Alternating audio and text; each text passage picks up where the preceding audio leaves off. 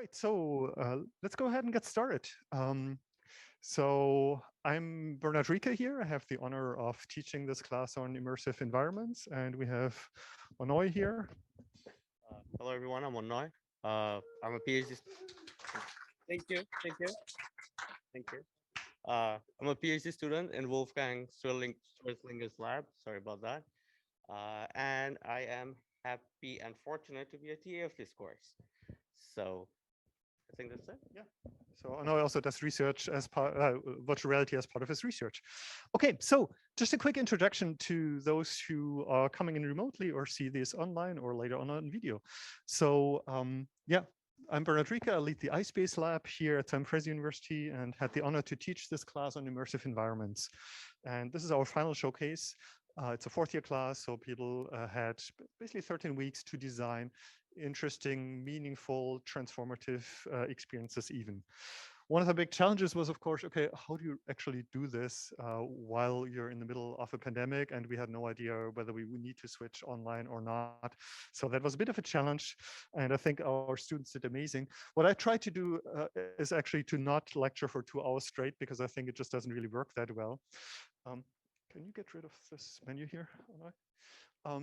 So one of the things what I try to do in this class is basically practice what we preach here. Okay, perfect, thanks. So in virtual reality, what I try to teach students is to really do this iterative improvement testing and really this rapid cycle. And what I try to do in this class as well is use the same feedback. So the idea was basically that students hopefully learn both inside and outside of the classroom. We try to connect this. We partially flip the classroom. So instead of Onoy, even though he could teach all of this Unity work, how to use the game engine, we actually used a lot of video material readings and so on. So in the classroom, we hopefully could do a lot more interesting things, connected this through what is sometimes called just-in-time teaching.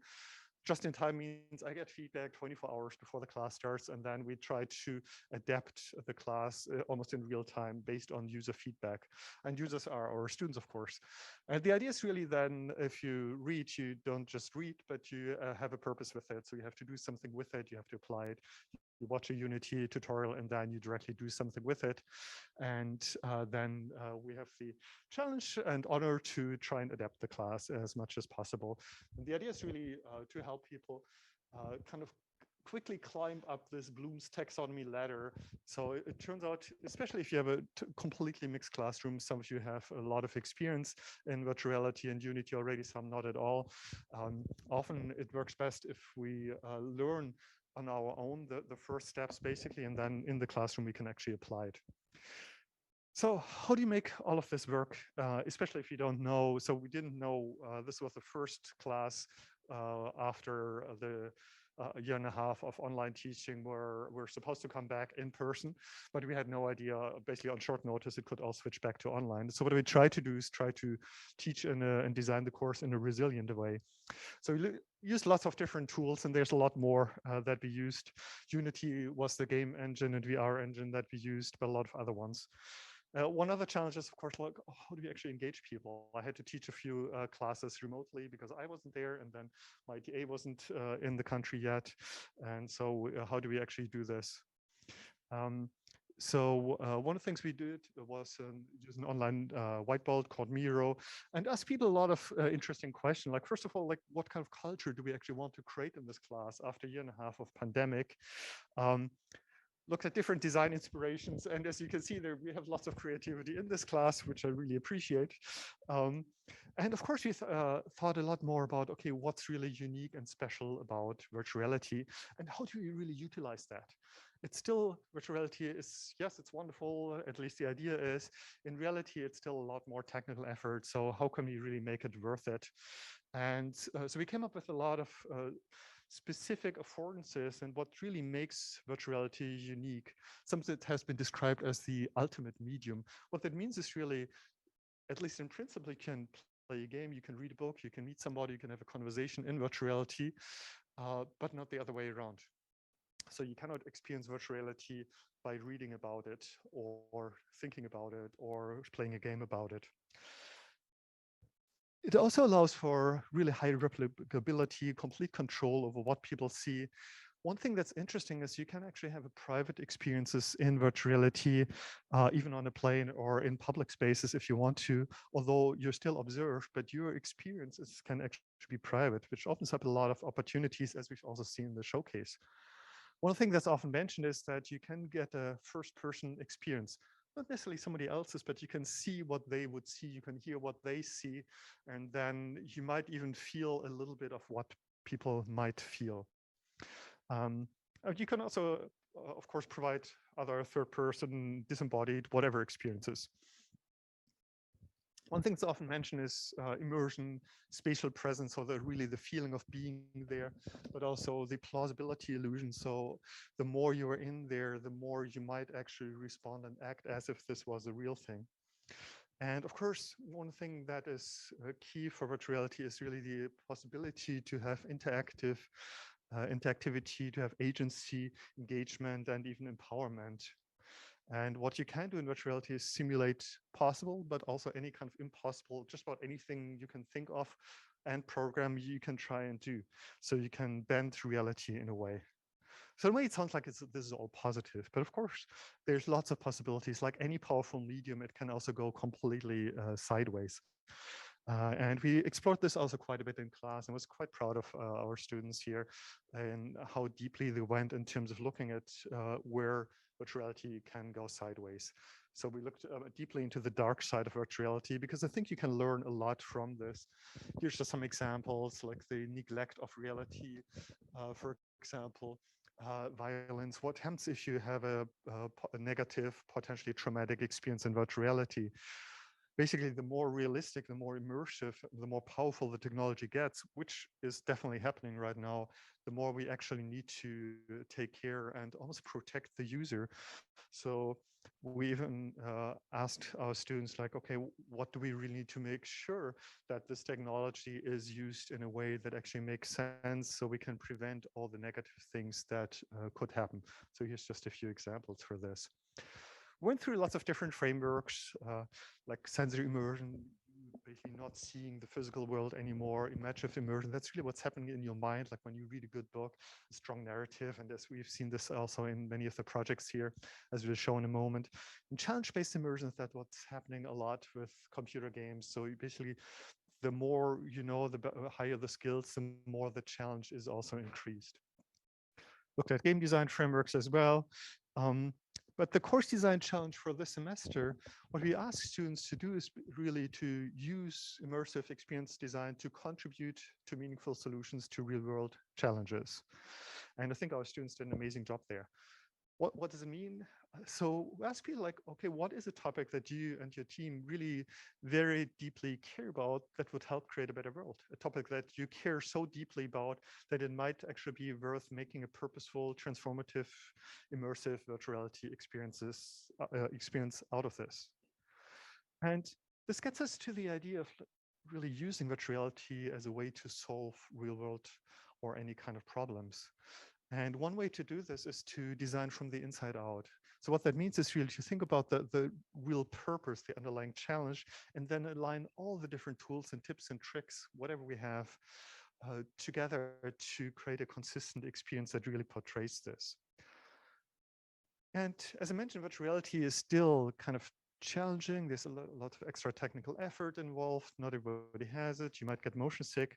So why actually bother using virtual reality? In a way, you could use it, and I think it's especially powerful if you use VR to let me go somewhere I couldn't otherwise go, be someone I could never be, to do things I could never do, and also to experience and really feel something meaningful that I couldn't otherwise easily do. And to be able to do this, we also looked into transformative experience design frameworks, where the idea is really, okay, once you're in a certain situation that creates perceptual dissonance, then you might accommodate and have a bit of a cognitive shift. And what that means is really that you realize like, okay, what you just experienced isn't consistent with your worldview anymore. So if you can, of course, kind of ignore this, or you might actually have a behavioral change because we don't like cognitive dissonance or any kind of dissonance really. So yeah, I'm quite proud to present this online showcase. So we just had an in-person 3-hour physical showcase where people could try things out. And so we have 7 different projects that we like to go through. To show this briefly, we have lots of details on this on the website. So we spend about 10, 15 minutes interviewing each of the different teams. And there's lots more information also on the website, including links to the individual teams or projects websites, their posters, their trailer, and we'll add more information about in a week or so, we'll add the full project videos. So you can see more information there. All right. And let me switch to a different slide deck so we can start here. And I'll hand over the computer to Onoi. So what I'd like now is to team 1-1. That's the project Auto. And yes, you can clap.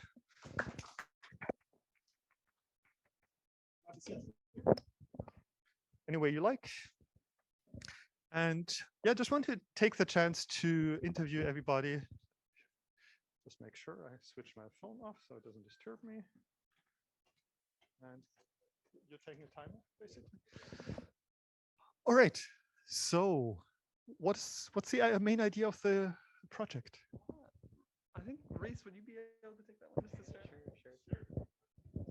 So originally, kind of in regards to impact and sort of back to how you were explaining that these projects came to be in the first place, we were focused on the idea of, something that, I mean, what I use VR for as sort of an experienced VR user a lot of the time, particularly during pandemic and being isolated inside, was to have kind of an escape, to have somewhere where I can go that's different, but not wacky and insane, even though that is fun sometimes, but somewhere to relax and reconsider a lot of seeing something very small that you take for granted in reality, but seeing it replicated in virtual reality and thinking a little bit, not necessarily just about like, oh, they actually put that in, but like, oh, I wouldn't have thought about that otherwise. I would have just completely ignored that thing in reality. But because I'm in virtual reality, I'm thinking more about it. So just a space that was designed for meditative kind of self-reflection and appreciating these smaller nuances of everyday life, and hopefully bringing that back into reality to make our reality that we're living in right now a little bit nicer, is generally what Yeah, thanks. I'm just going to continue there a bit. I mean, we live in the Lower Mainland here on the West Coast, so every few blocks there is a yoga studio, meditation studio, and there's nature surrounding it. So what is really the special affordance or opportunity of virtual reality that goes beyond what you could do by just going out there and meditating on your own? You can you can answer that, or anybody else. Does anyone want to answer that? I can take a whack at it.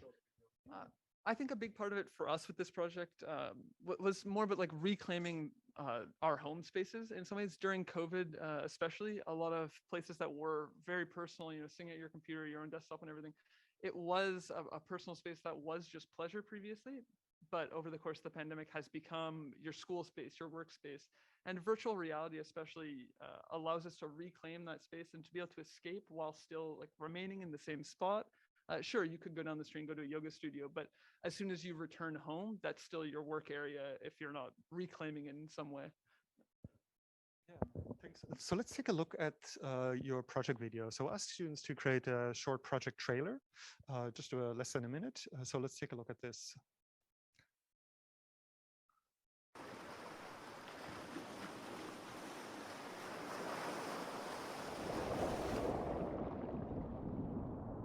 Auto.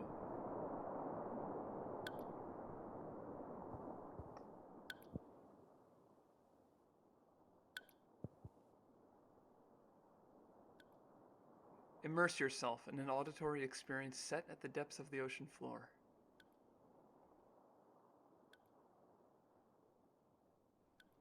Experiment with sound and experience sensory immersion.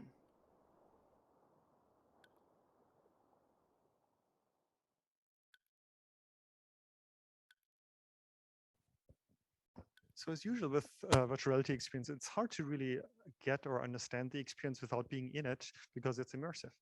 I realized I completely forgot to ask you to introduce yourself. So maybe just your name and what was kind of your key role in the project.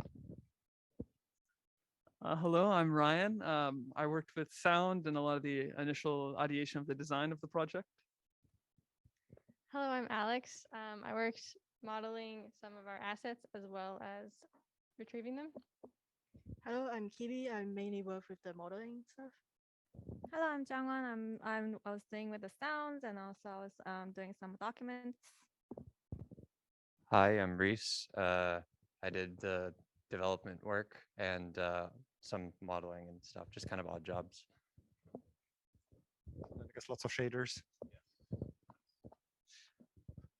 All right, so it's an unusual experience, like, and it's underwater. Why did you choose an underwater scene, and how does that support the main idea? You can answer it, or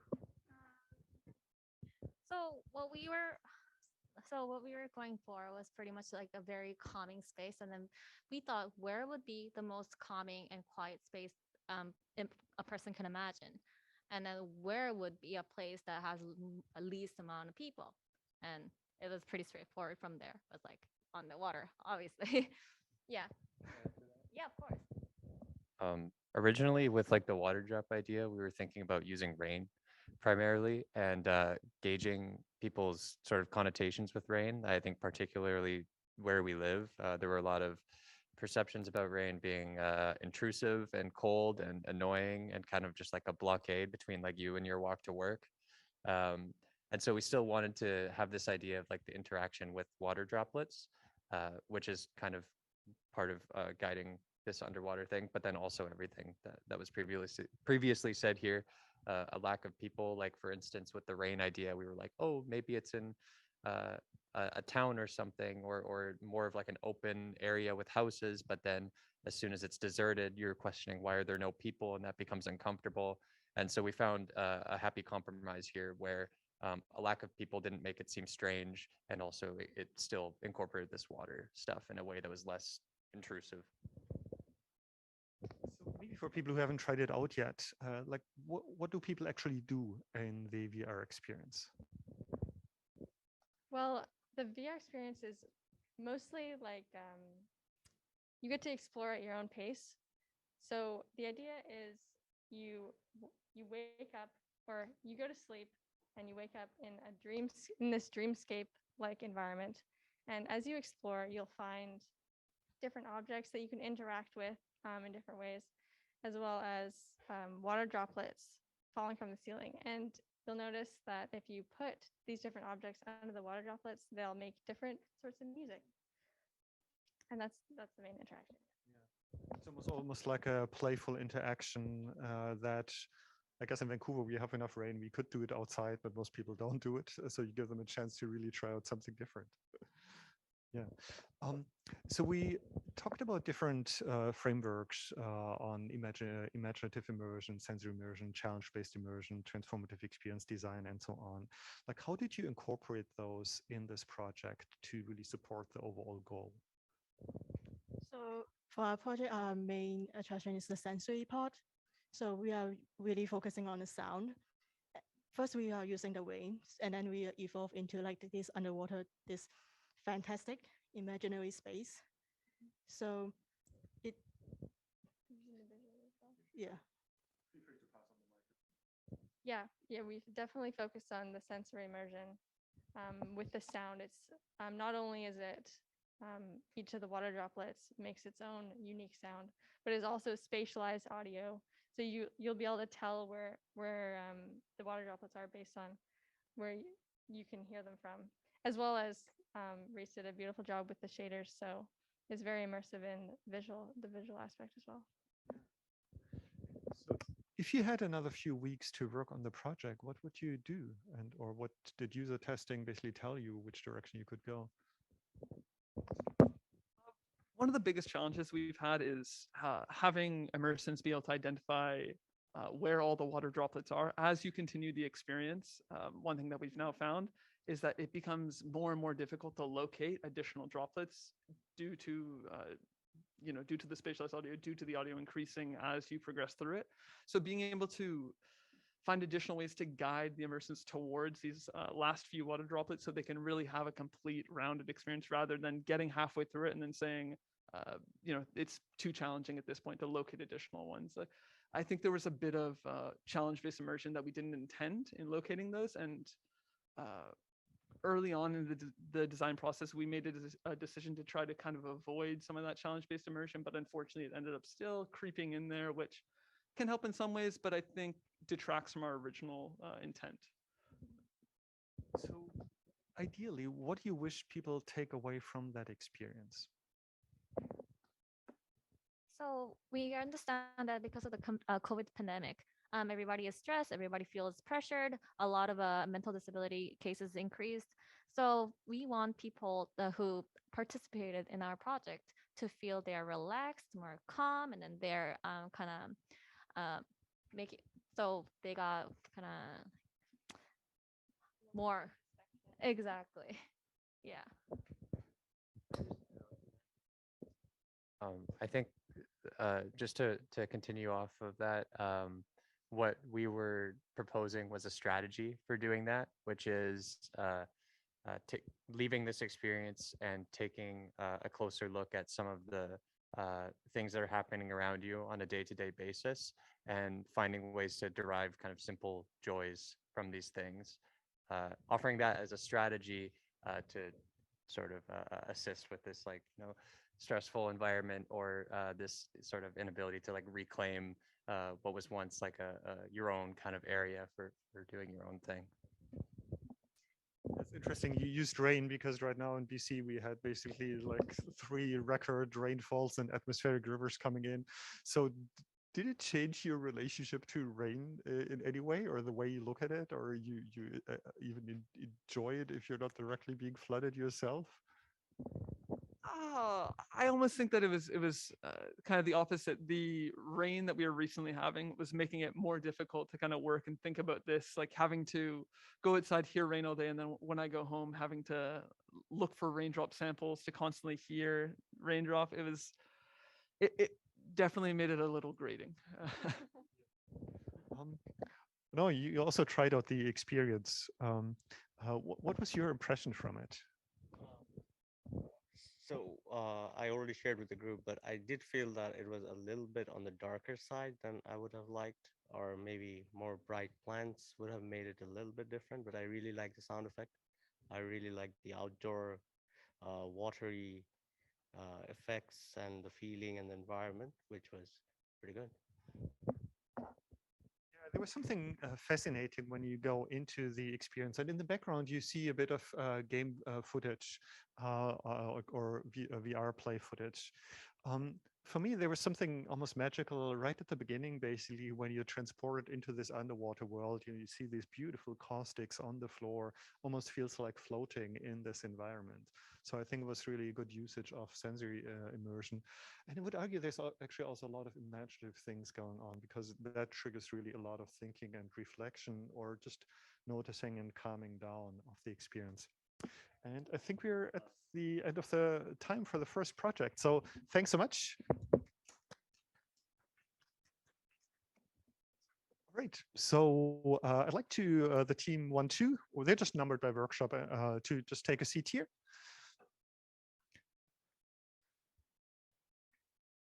So that's team Invisible War. And,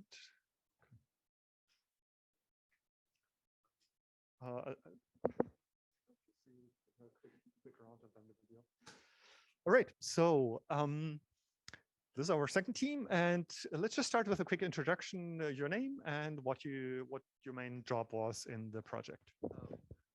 Hello, my name is George. I do some modeling and editing. I'm James. I work on the poster website and the audios and some modeling. Hi, I'm David. My job is video modeling and interactions in Unity. And I'm Bruce. I mostly focus on all the document works. And yeah. Great. So let's take a look at the project video.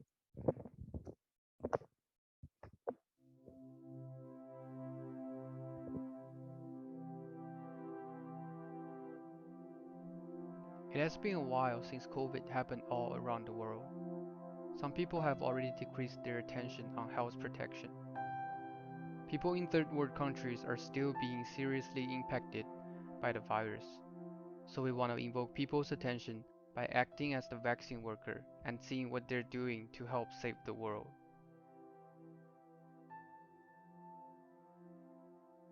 The user acts as a doctor to learn about the knowledge and impact of COVID-19 and to vaccinate people against COVID-19.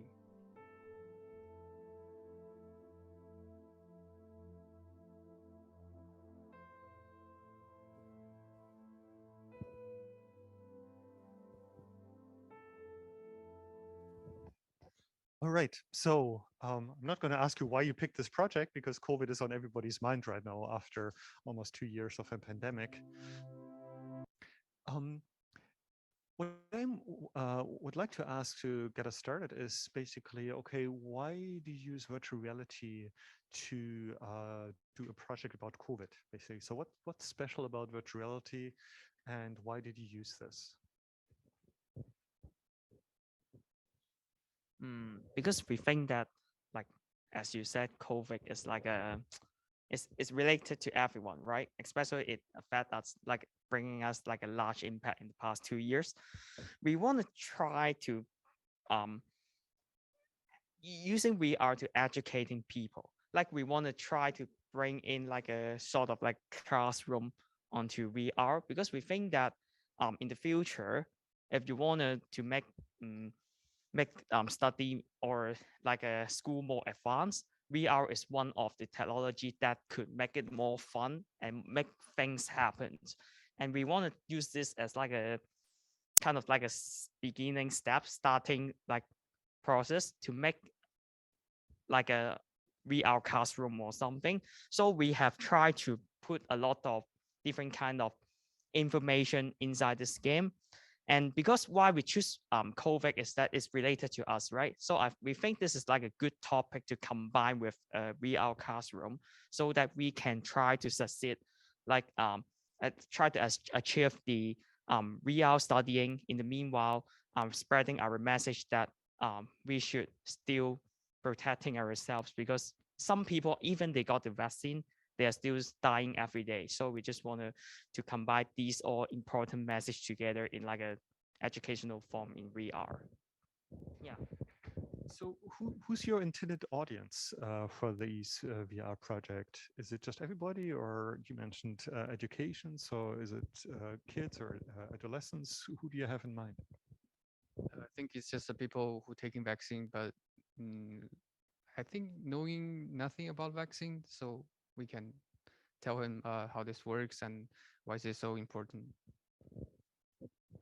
So whether they've taken vaccines or not, basically anybody who doesn't quite know enough about COVID, is that the idea? It's the guy that doesn't quite know about them, I think. So, I mean, there's a lot of information about COVID out there in terms of you can read up a bit. There's blogs, there's videos, movies, all of these kind of things. Like, what do you do differently here in virtual reality compared to? I mean, it looks as you can see, it looks a little bit like you're stepping into a museum initially, so you can read about different aspects, and then you also has a more interactive part. So yeah, tell me a bit more. So we think it's kind of more attractive way to educate people. How does this information, how does the vaccine process is done by a doctor? So most people do not have a chance to be the doctor to finish all the vaccine process. So this kind of way to educate them and to show them the process. If we could give more information. So in the meanwhile, we are trying to like evoke people, like reminding them why do they take the vaccine, by they trying to take the vaccine to the patients, like reminding them why they are going to take the vaccines. And also more important, we wanted to focus on people who are still not only taking vaccine, but maybe sometimes wearing masks or social distancing. We all know that there is always a group of people trying to not doing something or trying to do something. So we wanted to maybe tell them, because um, every of our small actions, our decisions is actually making impact to the society. We want to let them know that if in this kind in this moment, if you are doing like this kind of small things, it actually changes the society. And yeah, that's why we are more focusing on, we are reminding people who are already doing well, but in the meanwhile trying to encourage people that may be not doing so well to do well as well. Yeah. Thanks. So as I mentioned earlier, so virtual reality, as any design, is really a lot about iterative testing, improvement, listening to user feedback. So what did users tell you so far? So you did a few tests in the previous weeks, and today also you had different people. Like user feedback. Well, they have many good feedbacks. One I want to mention is we have huge scenes, and what if we can scale down the scenes and easily to find the informations. Like we have one tunnel instead of the whole hospitals, and then we goes to the ends that have rooms that can take vaccines for others. Yeah. Now, if you had a bit more time to work on the project after all the feedback you received, what would you focus on and why?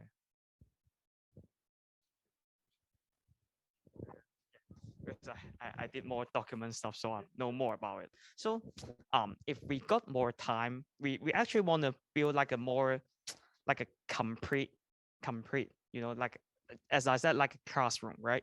We want to build like a complete hospital or complete environment that can have like step by step talking about different kind of information.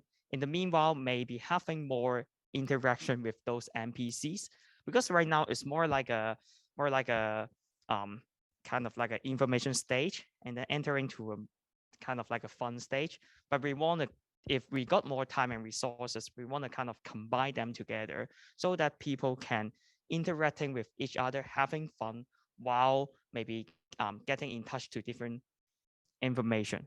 Yeah. And I mean, virtual reality is just one part of the overall experience. As in any good experience, it starts basically long before. Like in theme parks, they even have priming tunnels and the whole pre-experience, but there's also post-experience. Um, what do you have in mind for that, or how could you add more of this if you were to iterate on the project a bit more?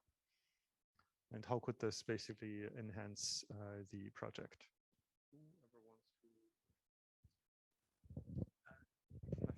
The improvement? So basically, you have Unity, you have the VR experience, but the actual user experience starts long before. Like you come in, you talk to them, why do you even put a headset on? So what do you have in mind for the real world pre and post experience? So the transition from real into virtual. Oh, Like in the previous project, we heard, for example, that okay, there's a narrative, there's a premise, so you basically kind of wake up and realize you wake up in this underwater world. What kind of pre or post experience do you have, or could you imagine for your own project that could strengthen the core, the main idea?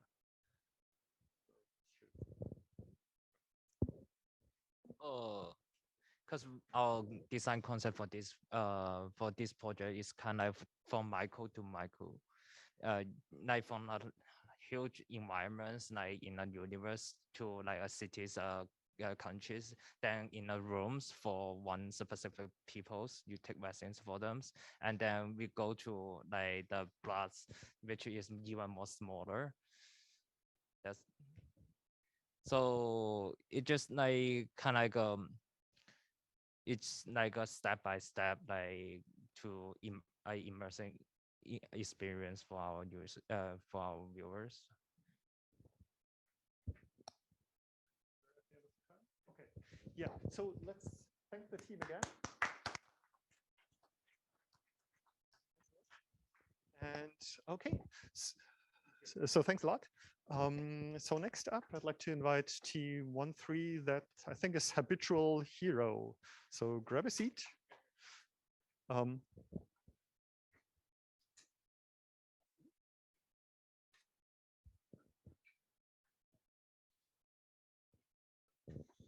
Okay, so I'd like to you to basically just introduce yourself quickly, your name, and kind of the main things you did for the project. My name is Morgan. I worked on website management, narrative, and all of the writing documents. I'm Christy. I did the storyboard writing, the narrative design, and what else? Oh, and the video. Hi, I'm Cheon Park, and I mostly work on working on some 3D asset and some few animations and a little Unity, some interactions. I'm Alice, and I worked on light setting, storyboard, and some animation and environment design. Yeah. Hi, my name is Kelvin, and I worked on the Unity and the VR development as well as graphic design. All right, thanks. So let's take a look at the project video.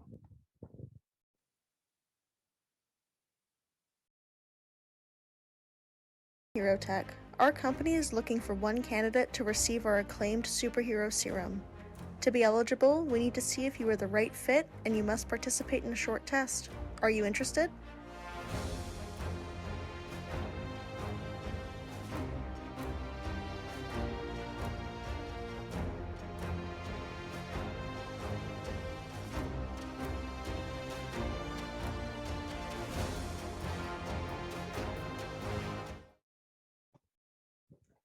So superheroes, how did you come up with the idea of heroes, and like how did that happen?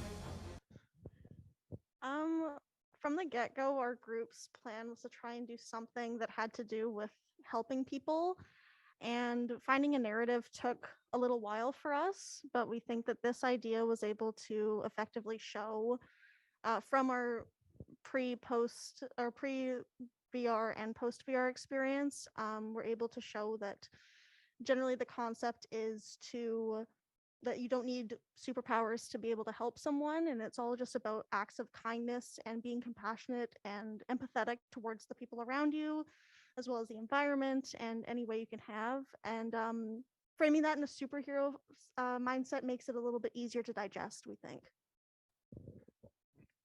Is there also research on superheroes in virtual reality and so on that you based this on? Do you remember any of these? Yeah, there actually is some really interesting research that people have done that if you play a superhero in virtual reality, you're basically take something from that experience into the real world afterwards. So people actually become more helpful.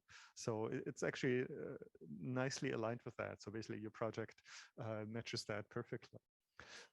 So what do you hope that people really take away from this experience? I think that in the experience, we wanted to show that like even the smallest actions can impact people's lives. Like one of the examples in our interaction is like helping a little girl get her toy airplane back. And then we were thinking that maybe when we were younger, someone did that for us, and then maybe we can impact their lives. So we're just kind of hoping that people kind of take inspiration from doing the little things in this game into the real world. Yeah. Sure. So we also want to expect the audience to pay more attention on their surrounding environment to see like how can they help the people in there, or something that's people normally don't notice it that they need help, but like actually they could help it if they pay a little more attention to their surrounding environment. Yeah, that's a really good intention. Now, I'm wondering, or people might wondering, why virtual reality for this, right? I mean, we live here in Surrey, so you can go out and just, there's lots of homeless people around or anybody who needs help. So why use virtual reality for this experience? I think this experience can be done in virtual reality because what I believe kind of solidifies that more is the pre and post VR experience. So in our trailer, that is part of our pre VR script, which is offering people the opportunity to be a superhero, but or to receive a superhero serum, and taking that concept and making them do a test and see how they react in these situations that they're given. And initially, yeah, they could just go outside and do that, but some people might help by picking up litter. Some people might help someone cross the street, but sometimes people don't always think of that.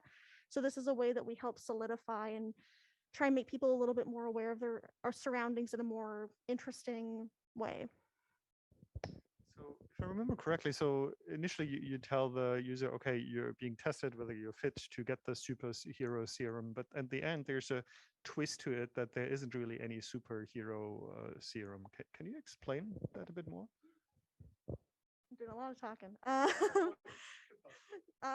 Well, we thought that it would be a good way to spread the message of not needing a our message is that we don't need a serum to be a kind person. And in this experience, the person themselves, they don't have any superpowers. It's just doing regular tasks like picking up litter, picking up a mailbox that fell over, helping the little girl with the airplane. So we wanted to really show that you don't need to be able to fly to be a good person. You don't need to be really strong. You know, you don't have to be like a stretchy person or anything like that. You don't have to be a Marvel superhero to be a compassionate person. It's about the traits that you have as in your character, not physical abilities that you can do. So you're basically using virtual reality for people to almost trick people into playing the superhero until they realize like, oh, well, okay, actually, I don't even need to be in VR. I can do the same thing and there's no serum. Yeah, interesting. So I'm sure you did a lot of user testing and want to hear a bit more about the kind of feedback you got and how you use this to improve or still improve the project in the future. So there were some challenges to let the players know this is the task and this is the mission. So we put some sound and voice dialogue into the NPC so they can know, they can get some guideline while playing it. I would like to add up that if we had a more time to work on it, we will maybe try to add some more detailed animation for the people after each task for some giving people some more like a fulfilling kind of emotion after helping, like a rewarding system. For example, like the plane one for the girl, maybe we could add some more detailed animation that girl play with the plane again than what we could have done it. So like maybe yeah, so maybe we could add some more like a detailed animation for like a reward system for like fulfilling emotion for the audience.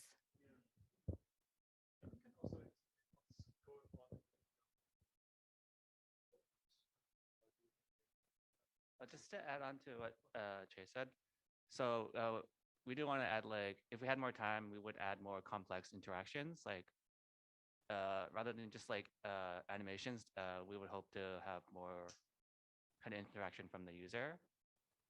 And also just to like explain the game a bit right now, what's happening in the video. Right now, the person's picking up trash, and our whole concept is just we're doing kind of like a morality test, and we're just seeing how many of the good deeds like the user actually goes through to see if they're suitable for our serum. But then in the end, there's not actually a serum. It's just kind of like to get you to be a better person.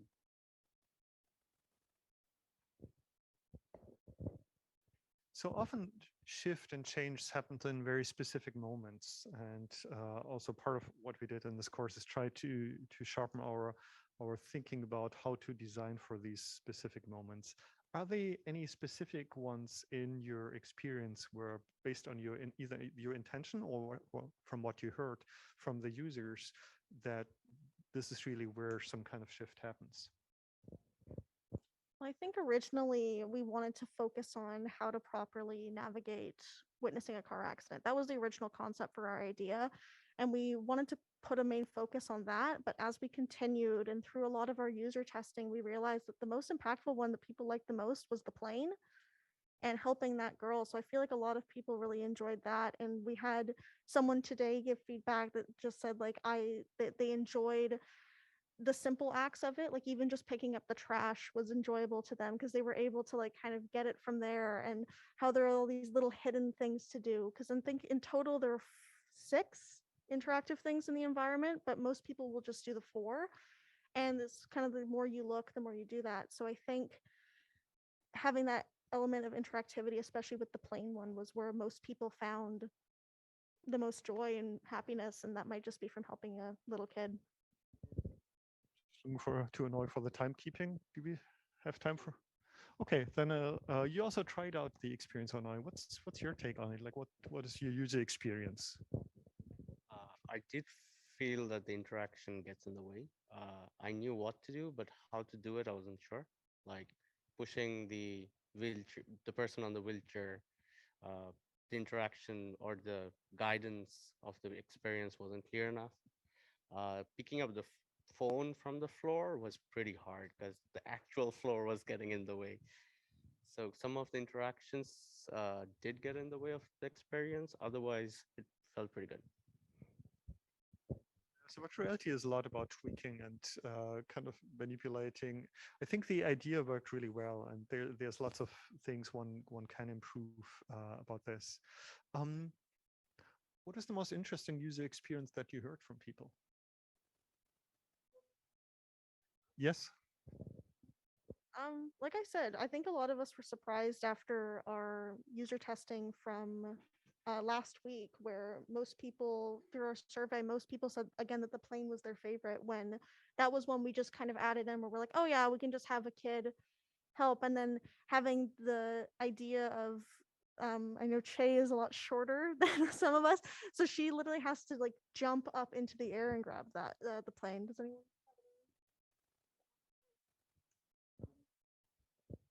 Going to dig a bit deeper. Like, what was it about the interaction with the plane and the child that's different from the other interactions and tasks you can do? So the interaction with the plane is more like a real life to the what we actually do in the real life. Like Morgan just mentioned, like a tall people could just easily grab the airplane and give it to the girl. But for my kids who had a really short height, like had to jump to grab the plane and give it to the girl, which is a little bit more connection to the real life what we actually doing to grabbing some stuff from there.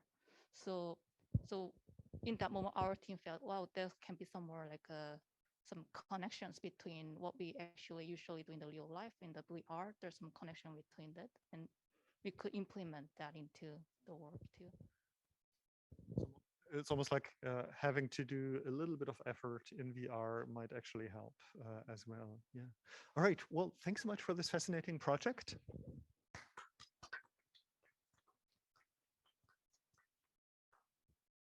Right. That was Habitual Hero. So next up we have team 1-4, Waste of Space.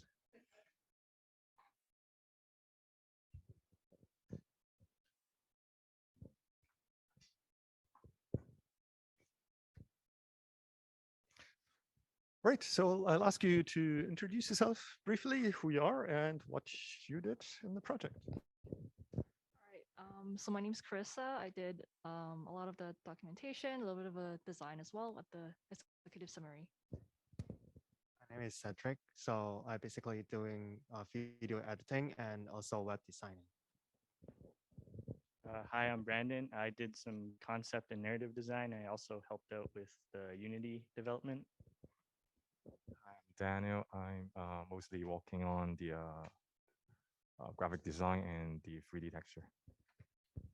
I'm Ish, and I mainly worked on the programming and the Unity file. All right, thanks. So let's take a look at the project video.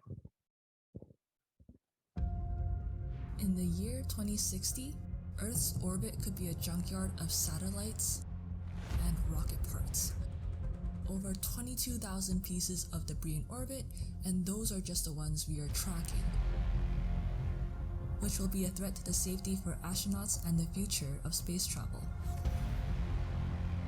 you are an astronaut hired by Space Y. With the most advanced technology, you go to their space station to collect debris.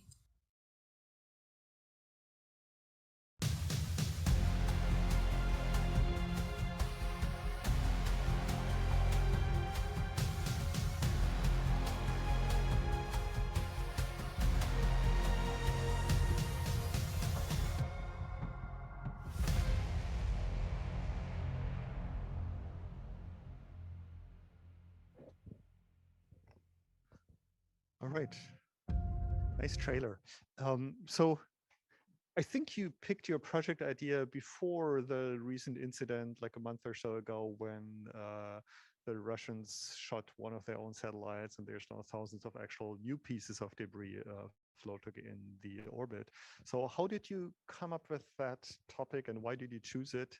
It's not necessarily on everybody's mind right now. Okay, the topic of space pollutions that is not often brought up, and not everyone even notice or aware of these kind of issues, since the space pollution is outside the Earth. And instead of focus on an issue that is not prevalent at this moment, and it is more about generating awareness to prevent the problem that will occur in the near future. Add to that a little bit. So yeah, the initial thing we started with was the overview effect. So we were really interested in that, where astronauts go out into space and they see Earth, and that has a change impact on them when they return to Earth, and they care more about it. But we wanted to flip that on its head and think about, what if Earth wasn't beautiful? Like, what if it was like resulted of pollution? And so that's where we came to the space pollution idea. And from our research, we found out it's already becoming a problem, but it's not, even among people who are interested in space travel, even some of them don't know about it because it's not a very like attractive topic. But so that's where we reached the space pollution idea. And then we combined that with the overview effect to give you a reverse effect of like, oh my God, this is terrible. How can we fix this from happening? For those who might not have heard it, right now the ISS is actually needs to shift their location a little bit back and forth, and they just had to cancel a 6-hour spacewalk because there is actually too much debris out there. So maybe tell me a bit more, like what do people go through, and how does that relate to the overall idea of the project? Yeah, so you can see in the video, like the people will go to the space station. They'll see a brief video about the company, so that's what they're working for. And once they go outside, they'll actually see the space and like all the debris that's surrounding it. But yeah, that's what they go through.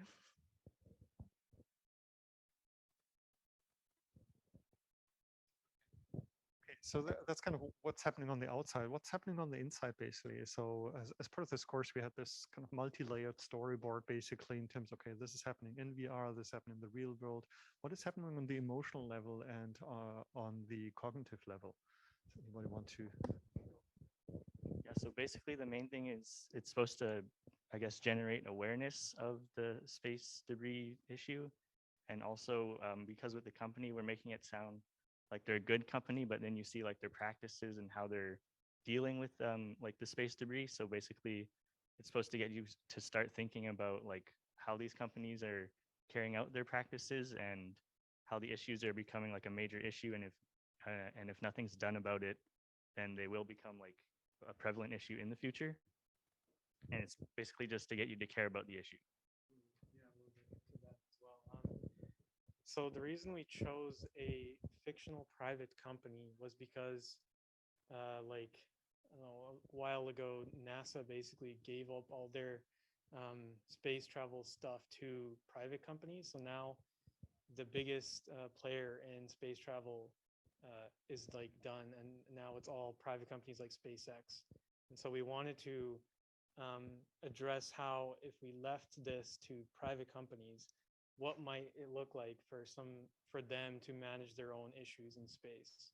And that's where a lot of this experience came from, where you're joining this company to help clean up, and they're making it seem like, oh, everything is great, we're doing such a great job. But then by the end of it, you realize they're not actually doing what they say they're doing.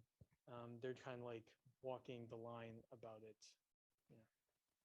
So it's also a lot about corporate greed and whether people really do this. Should we really leave it up to the companies, or should we have some kind of agency? Like nobody is controlling it. There's no natural preserve out in space. Anybody right now can just litter whatever they can afford to shoot up there.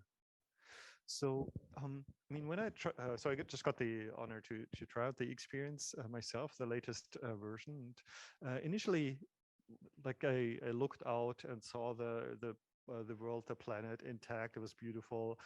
I had maybe a tiny glimpse of the overview effect, but then it got really annoying to have to take care of this all this space debris.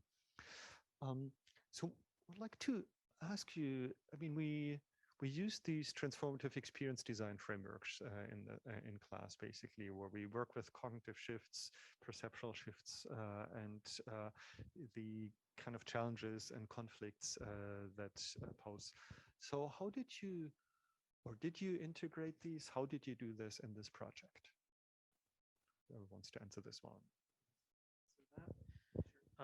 So the biggest thing where we had like a shift was initially the way you think about this company Space Y is, oh, they're doing great things, because that is how they're presenting themselves. And so as you go through experience, you watch like this brand video and they're talking about all the great things they're doing for humanity. And then as soon as you step outside, you start seeing like, oh, there's a bunch of debris, but you don't directly connect it to that company yet. And so as you're collecting debris, you might notice like there's logos of the company on the debris. So you're starting to think about like, why would their logo be on this random junk in space? And so you're starting to piece together that like, there's more going on here. And then throughout the experience, once you reach the end, they just eject out the debris into space. And that's like that big shift of, I just spent all this time collecting this debris. I thought they were going to actually use it for something, but instead they're sending it out to, for somebody else to deal with, as it says in the experience. So that is like the big shift we want people to take away is like, even though right now it seems like it's all being handled, if we were to leave it to these private companies to deal with, eventually this could happen where without regulation, they'll deal with it with the least cost amount of cost that they can. So you really give people a glimpse of what could happen, what might happen, and it's clearly something that you couldn't experience otherwise, because most of us will never be able to afford going into space. What are we doing in terms of timing? Okay, we have another minute or two. So if you had a bit more time to work on the project, like which direction would you take it? Who hasn't spoken yet? I guess if we have more time, we'll think more about the goal and the scope of the whole project. So it will be much more rational and in every part, because throughout some of the user testing, we have some good and bad comments about it, and we have to prioritize which is important to integrate and fixing it. So if we have more time, we will definitely think more about which is more important and which is more immersive for the user they're going to test. So I think one of the main problems we had is like, it can't really make people feel that they're directly impacted by space debris, just because when we're living on Earth, we're just like living our normal lives. We don't really have to worry about space debris because it's not directly impacting us. So maybe if we have time, we can also like go deeper into that, maybe have a way to make players feel like they are directly impacted by it. And we can also make it change some like the looks in general about how the environment looks like right now, just because we had feedback about how the Earth still doesn't look as polluted when you go outside. So we can add even more space pollution to like really like, amp it up and make it feel like that it is a real problem. All right, thanks a lot.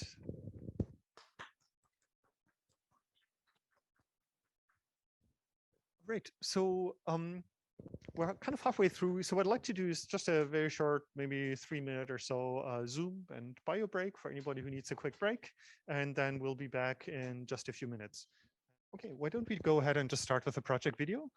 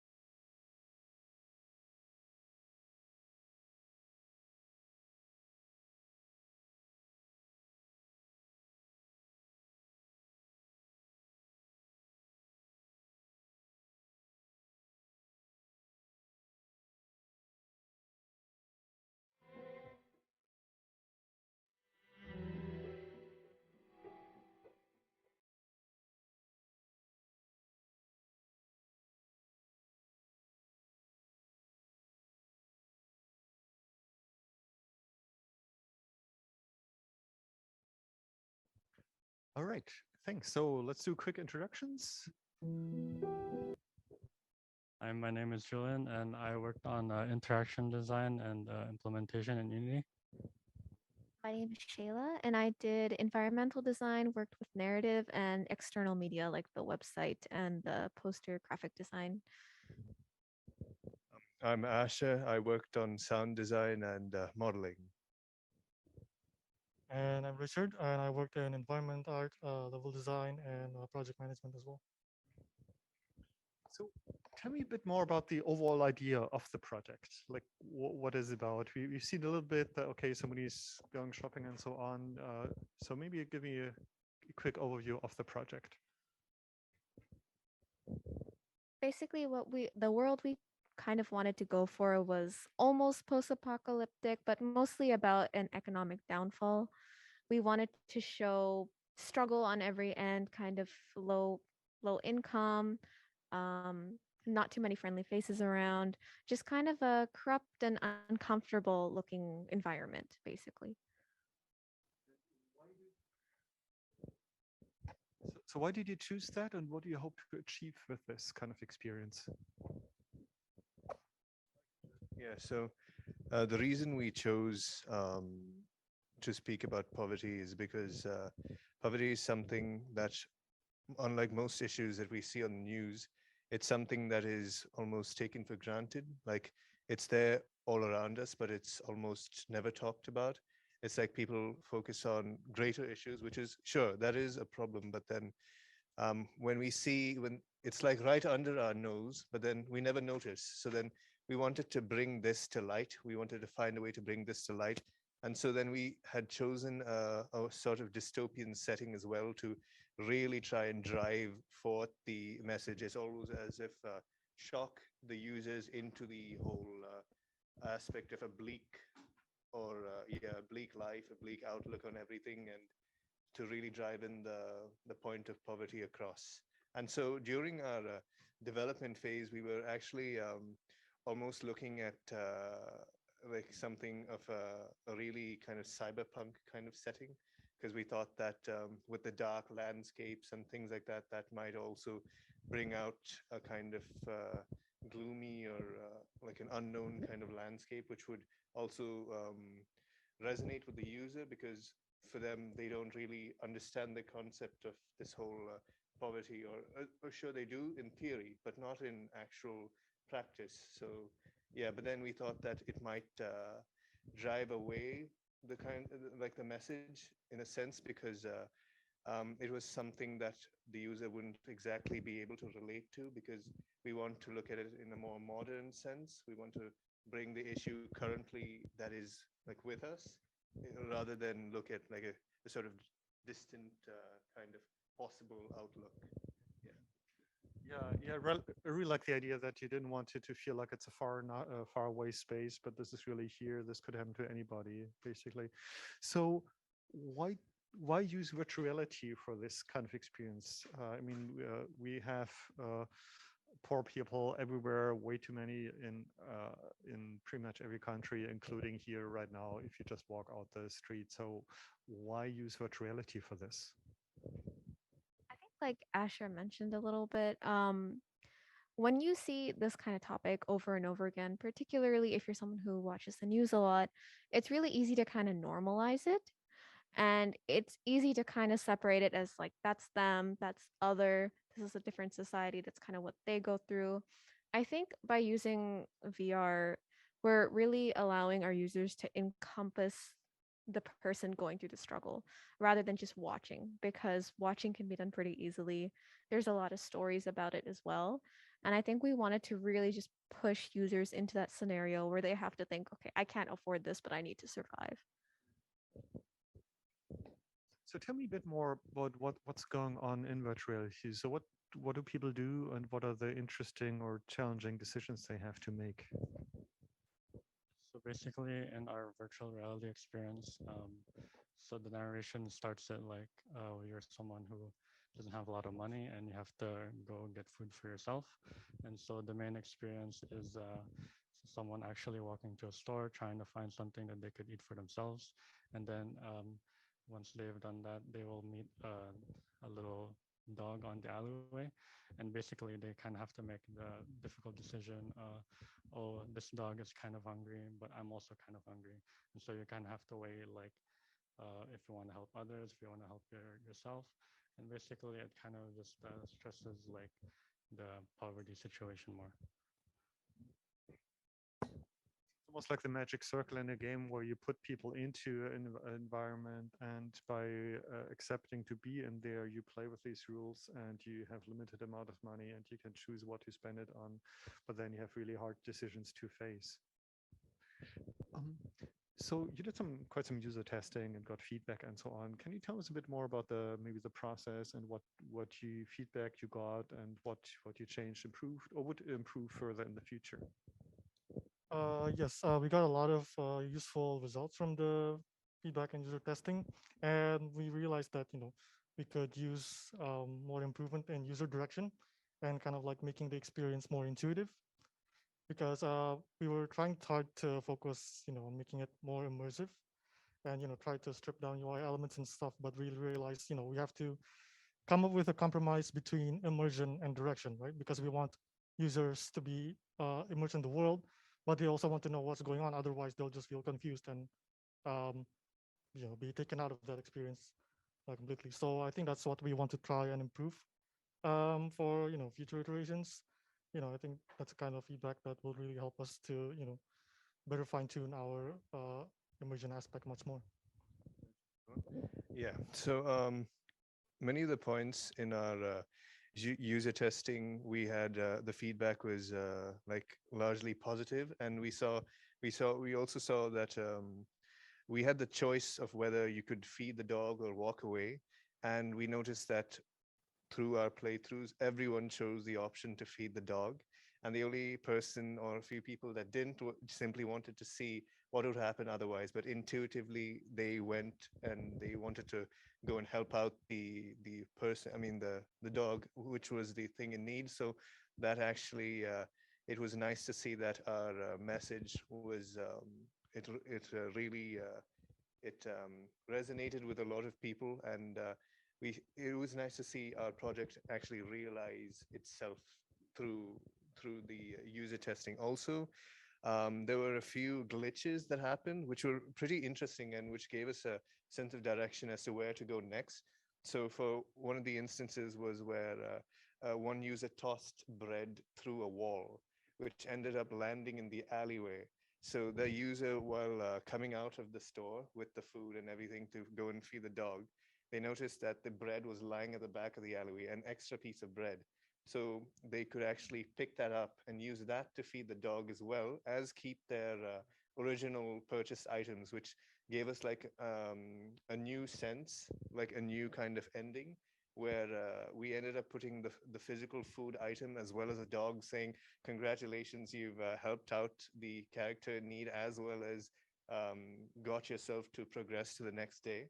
And certain areas we could improve on was, for example, the store interaction itself, where you purchase the food item.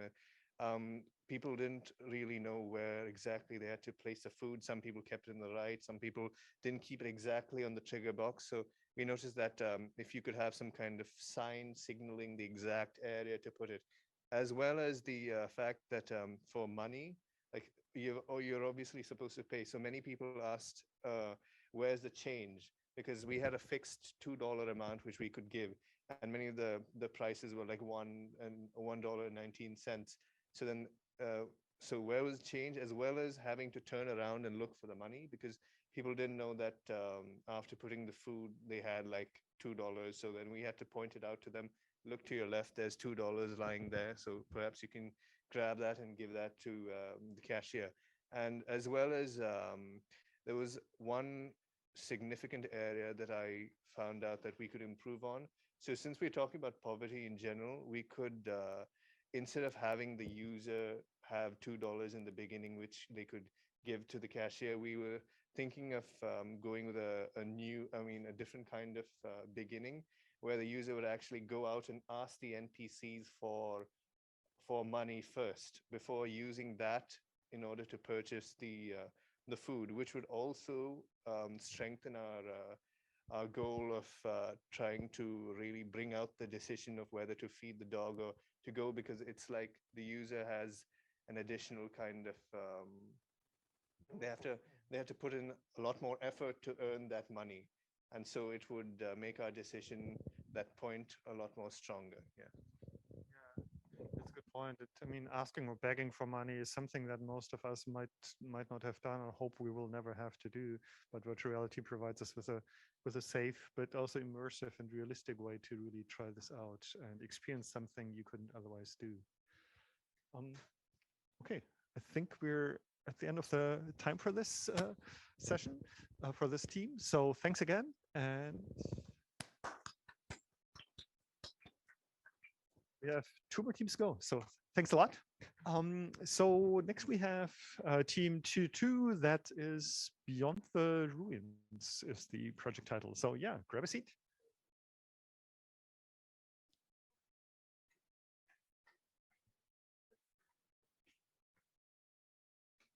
And get these a bit closer, because otherwise you get out of the camera view. All right, so quick introduction. Okay, hi guys. My name is Riecke Wang, and I'm work on primers and environment and themes design in the project. Hi guys, my name is Devin. I'm doing the Unity animation and programming in this project.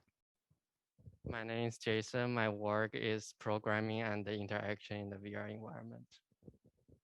Hi, I'm Allison, and I'm work on narrative design, sound editing, and also the video. I'm Hannah. I'm in charge of the narrative design and the iteration, as well as the documentation. Great. So let's take a look at the project video, the trailer.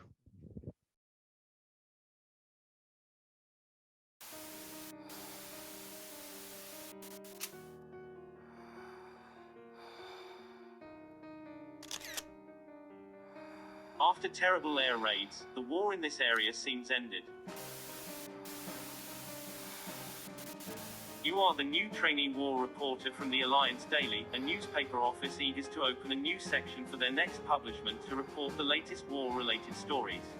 The training is competitive, you haven't got the satisfactory results to submit, and there is little time left. To keep the job, grab the last chance to collect useful information on this after-war battlefield. And maybe, you will find something that makes your career different.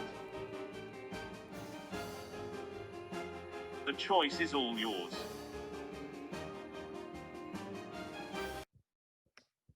So you have a really interesting premise in there.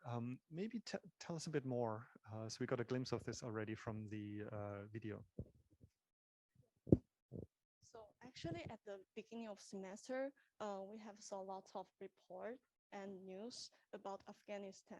And I don't know if you have seen the video on the TikTok. it's about like lots of like civilians are trying to climb up US military plane, but they are finally like falling down once the plane is take off. And so I'm wondering that the war is not happening in the past or in the textbook book, but actually there are still some people are suffering from war even now. So we are thinking about to like have this opportunity to use VR, such a strong platform to provide people and immersion experience to view the consequence of the war, and we would like the player to take from our game is they could understand the cruelty and the sadness of war. Yeah. Yeah, so basically our player need to like role playing as a war reporter in our game. So why we decided to having like such kind of role is actually we wanna choose a gentle way to help the participant to like reveal all of the war and battlefields. So instead of aggressively or fighting in the battlefield, we wanna like kind of introduce an objective world to help the participant to understand what is going on the background stories. And because we are really focused on the narrative developments. So in terms of narrative, we might add a lot of things that might subjective. So we having a kind of objective role, but in order to complete this journal, the player has to like make their own decision based on what they feel and receive from all the information we provided within the game. Yes. So when you step in, I mean, you start as a war reporter, you think your job is just to take pictures, but then you start understanding and reading and hearing a bit more about the different stories. So can you tell me a bit more, like, okay, what unravels and how does that affect the emotion and the user experience? Okay, so I said some, we said some element to improve the immersion experiences for the players. The main things is based on the imaginative immersion and the sensory immersion. So for the imaginative immersion, we set narrate a unique story background for the project, and people can search for the items and object in the game and to exploring the whole stories of the project. And we want to use the narrative to attract the people to get the interesting in what happened in the village and what happened to the village after the war. And the next one is we said the role playing for the player to play as a reporter in the game. What we want to they feel is that suits the viewpoint of the war reporter to explore what happened in the village. And we have provided some element before we start the game, like the missing letter and the press post. What we want to provide the experiences is that to give the player a kind of sense of participation to the game. And what else? Can I talk about something? Well, I think the major like users' behavior shift will happen in the end of the game.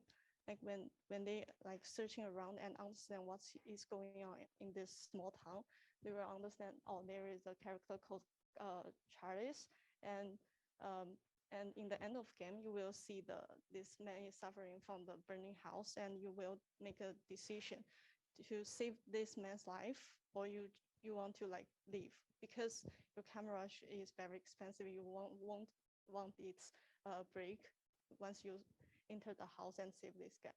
So I think once the player made the moral choice in the end, they kind of like have the behavior shift. Yeah.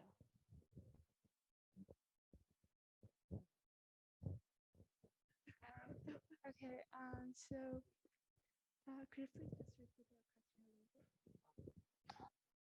I think you answered already quite well. So there, basically, in a way, a lot leads up to the final decision. Basically, are you still just the war reporter, or did you develop a connection with the story that you actually want to help people in there? So for me, when I tried it out, it was actually, yeah, it went deeper than you often expect with virtual reality to happen. So I think there's really nice work in there. There's a dog in there. Like, what's the role of the dog? The role of the dog is to guide people. So when people doing the searching, maybe they'll feel lost in the game. So they will ask where I'm going, where should I going? So we just tell people to try to find the dog's waiting position, and you will find it. The dog's role is to guide people. Actually, there is a behind story about the dog. Yeah, if you like develop the story, you will figure out that the Charlie is actually the owner of the dog. Yeah, so the dog is seems to like leading the player, but actually he's finding the owner. Yeah. So the dog is basically trying to lure you to rescue its owner. Yeah, it's a beautiful story. So there's a couple of different letters in there and beautiful writing. Like, how did you come up with this? And I think you mentioned it's also based on some research that you did. And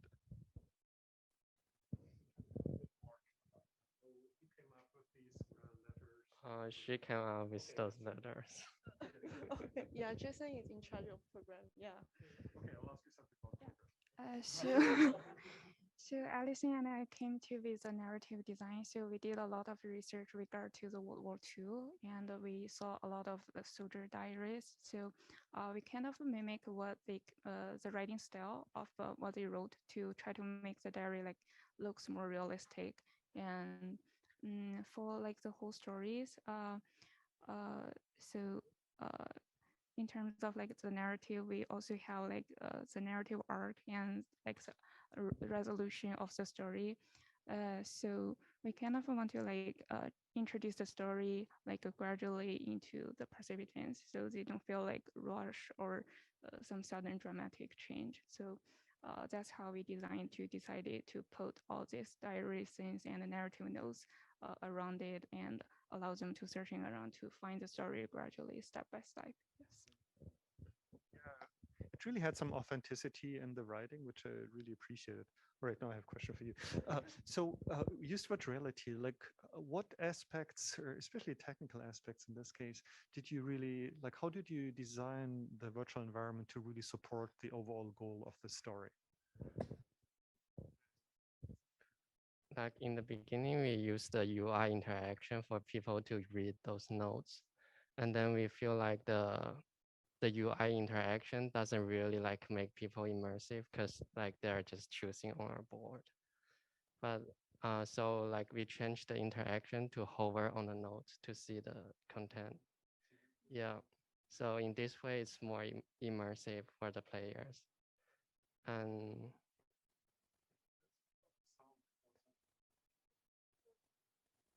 oh, the voiceover. Oh, because in the first version, our letter is like kind of long. So the player, some players may not have the patience to read all the stories on the note. With the voiceover, like the player will know what the character is thinking after reading the note. So even if they didn't finish reading the note, they still know like what's the what's the note about, and the story and the feeling of the character. What are we doing in terms of timing? Oh, I think we're at the end of the time. All right, one quick question. Like if you had a bit more time, what would you change? What would you improve? So, because our project is really focused on the narrative development, so we are kind of finding ways that can incorporate the VR technology with the narrative more smoothly. So currently we having like text elements, those visual things, and we're trying to add in some sound elements to facilitate like participant to understand the overall things. So if we have more time, we may like kind of explore alternative multimedia elements to support the story developments. Yes. Also, if we have more time, we may think about to make the UI guide more obvious. So because we find some player may ignore the our red motif. So that's what we think about. And yeah, that's all. Thank you. All right. Thanks a lot.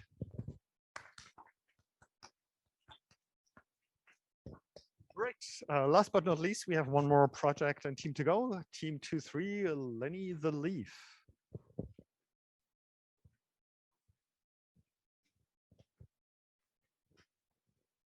And people are coming in construction gear already.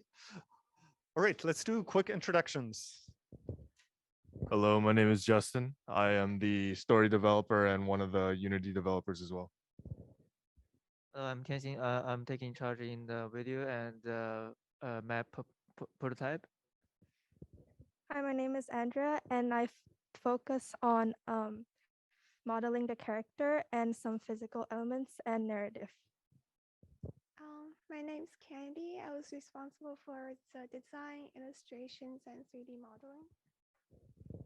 My name is Kai. I took care of the voice for Lenny the Leaf. I was actually Lenny the Leaf. I also helped a little bit with the Unity scripts.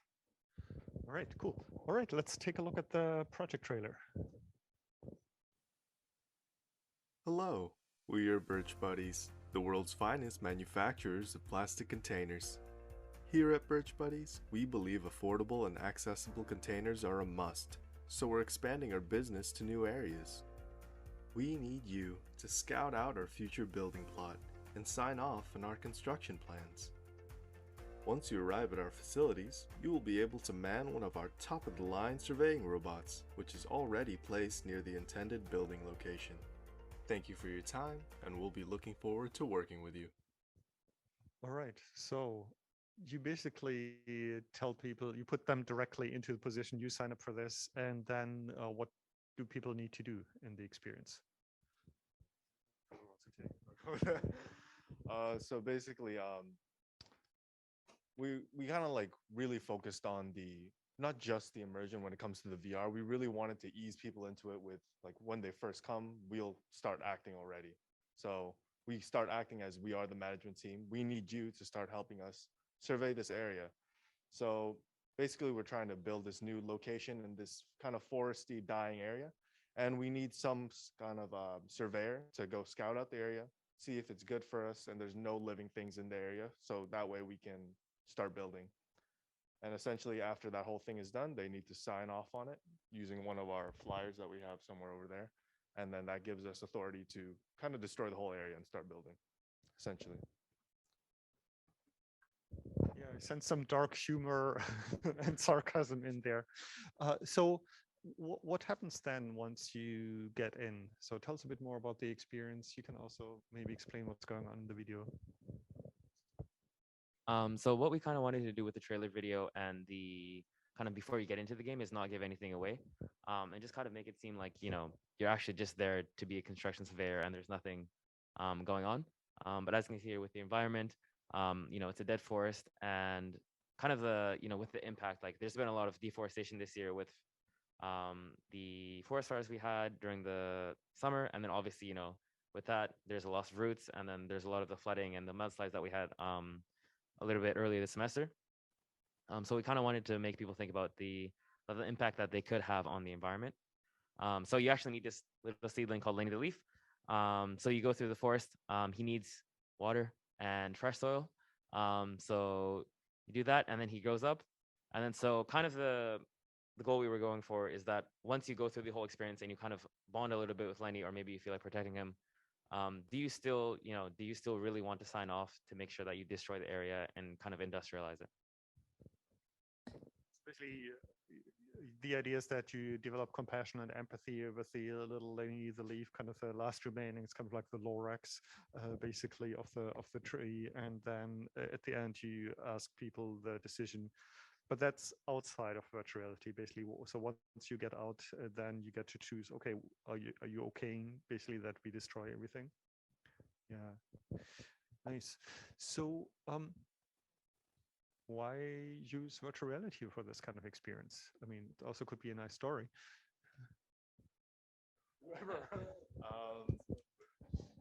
Well, in real life, it's kind of hard to get like a talking leaf to start working. So we kind of thought like virtual reality would be like one of the easiest way to like really feel like you're in the forest and also like with the talking leaf, because as of now, like you don't really go up to a tree and hug it. I don't think any of us really do. We don't really think it doesn't really it doesn't really breathe. It doesn't really cry. I know sometimes I walk behind a tree and I just slap the leaf. Like imagine you do that to a person, you'd be like, "What the hell is wrong with you, man?" But like if the tree had a voice, had a feeling, like would you really be inclined to do that? I don't really think so. So we kind of thought VR would be a perfect area to like be able to interact with the tree, kind of help it grow and see it as a person in a way.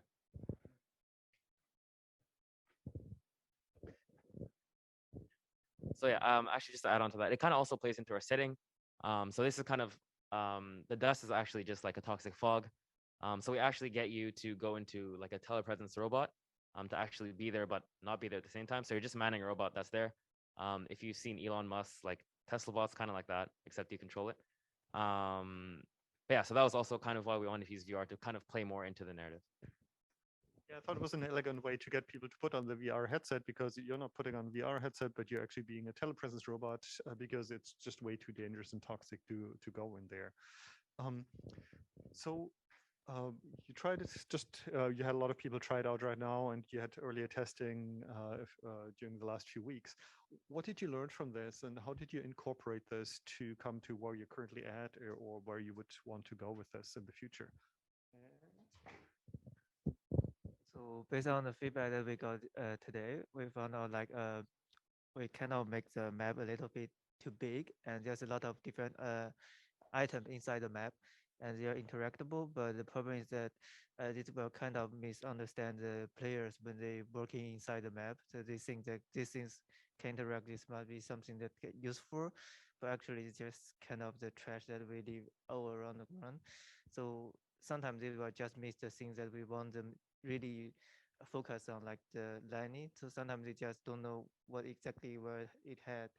And also for the end part of our story, the path of our design is kind of too long. So when players walk through it, it takes them a lot of time, and just nothing new happen during that time. So it's kind of make the players feel boring about that. People signed off on having the basically the area destructed in the end. Did anybody? There was actually two people who signed off on it. They like really just like, all right, just like threw it away, really. But like we kind of played with around with the idea. Like Andrea is the one who kind of put a bunch of like jargon on the paper. Like I even read it. I'm like, I don't know what the hell this actually is. Like it could be anything. And then I kind of tried to have fun with it. And like 3 times throughout the paper, I wrote, "You will kill Lenny. You will kill Lenny. You will kill Lenny," just to see if people will actually read it. A few people did. I know Annoy, when he tried it, even if like the kind of immersion through the VR wasn't as successful, there was kind of some breaks in. He really struggled trying to trying to sign it, because like there's nothing really that hurts him as a person, but there's Lenny, who now breathes, talks, has a finally fully grown as well. So there was that struggle as well. Yeah, I like the idea that you're basically testing whether the experience works right afterwards. So basically there's a pre-experience there in VR, and then afterwards that's the litmus test basically. Are people okay? Did it really work? I mean, basically if your experience worked, then many people will be reluctant to sign off on this. What are we doing in terms of timing? Okay, no, I think you also tried out the experience. What was your user experience like?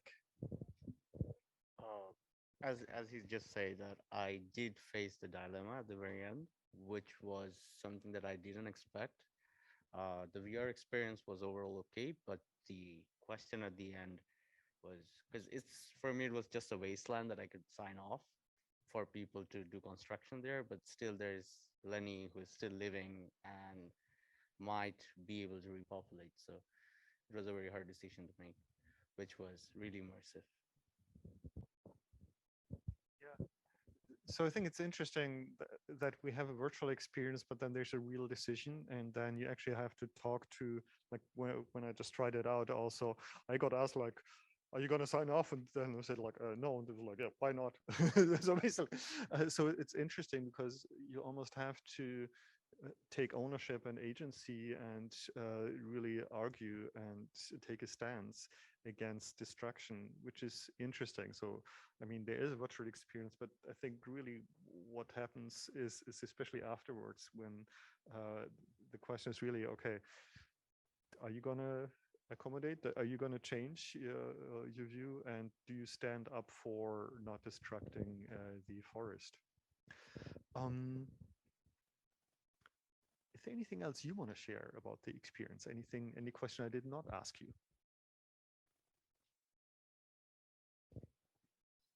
I guess at the end, when it comes to signing off, it really goes to like kind of show and or encapsulate how dramatic of an impact you can have on the environment in such a like a small, like seemingly like what's it called, unimportant event. Just signing off. It's like we sign off every time you go on like an Apple like thing, it says read the terms and agreements, you sign off on it.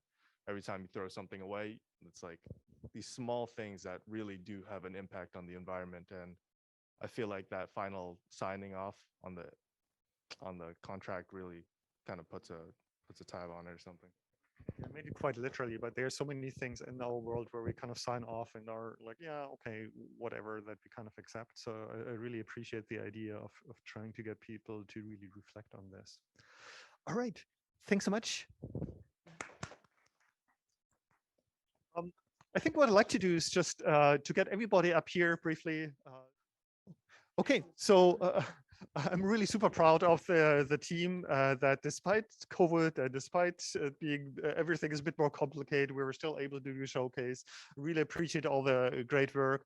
Also, a big thanks to Anoy, my wonderful TA.